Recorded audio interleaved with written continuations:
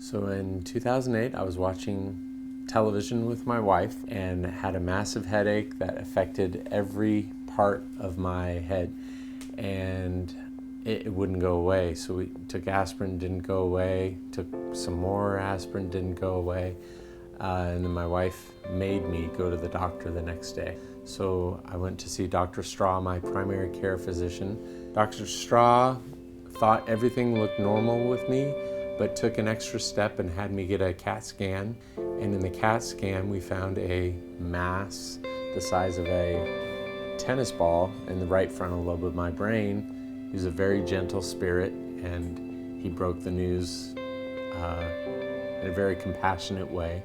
Gave me a hug. We talked about it a little while. I went through the process of getting ready for surgery, met Dr. Jackson, and by 12 o'clock the next day, I was on the operating table getting the tumor removed.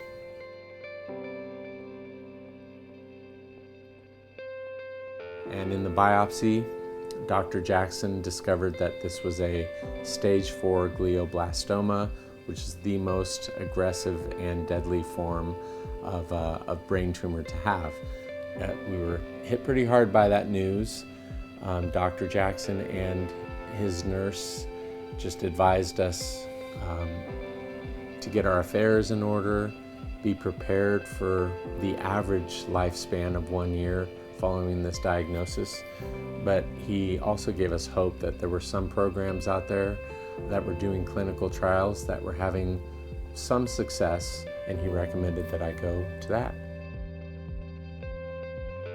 So we came up with the plan: have another surgery, do chemotherapy and radiation through a clinical trial.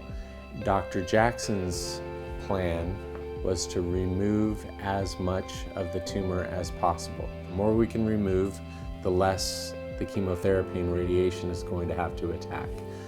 He initially set up expectations to get maybe 95–96% of the tumor, and when he shared with us that he was able to get 99% or more of the tumor, we just felt elated that he got so much, and at least we were going to get a good start and a good shot of maybe beating this thing with the therapy following.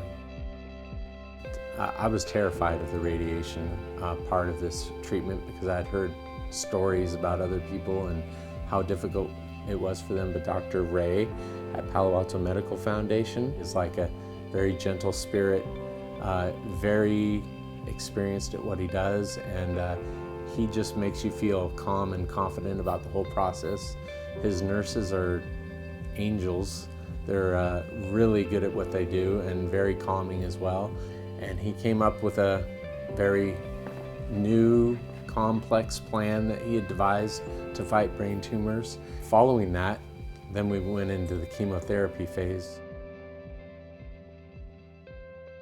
So at the end of 1 year of chemotherapy, the doctors gave me the option of stopping the chemotherapy, giving my body a break, and giving me a chance to potentially fight it on my own through my immune system and other alternative therapies that were available to me. And here we are about 2.5 years later from that point, and things have remained stable, and I continue to get checkups every 4 months to see how things are going and how the tumor is responding to this sort of therapy.